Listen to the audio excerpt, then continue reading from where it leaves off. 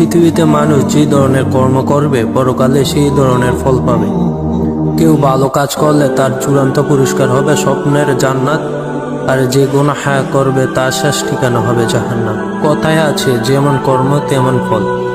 জান্নাতের অফুরন্ত নিয়ামত সম্পর্কে আমরা অনেকেই জানি, কিন্তু জাহান্নামের ভয়াবহ সম্পর্কে তেমন আলোচনা করি না, তাই জানিও না।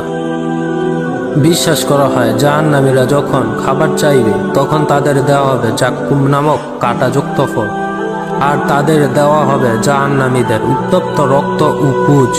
তার সাথে থাকবে মেশানো রক্ত ও চক্ষু। গায়ের চামড়া থেকে বিভিন্ন ধরনের কঠোর দৈহিক নির্যাতনের ফলে যেই সব রস বের হবে যা প্রচণ্ড দুর্গন্ধযুক্ত। চারদিকে শোনা যাবে শুধু চিৎকার আর চিৎকার। আল্লাহ রাসূল সাল্লাল্লাহু আলাইহি সাল্লাম সাহাবায়ে কেরামদের কাছে জান্নাতের আলোচনার পাশাপাশি জাহান্নামের ভয়াবহ নিয়েও আলোচনা করতেন। জাহান্নামের শাস্তি দুনিয়ার শাস্তি থেকে কোটি কোটি গুণ বেশি হবে। গুনাহের তারতম্যের কারণে শাস্তিও কম বেশি হবে। প্রিয় নবী হযরত মুহাম্মদ সাল্লাল্লাহু আলাইহি সাল্লাম বলেন, জাহান্নামীদের মধ্যে কোনো লোক এমন থাকবে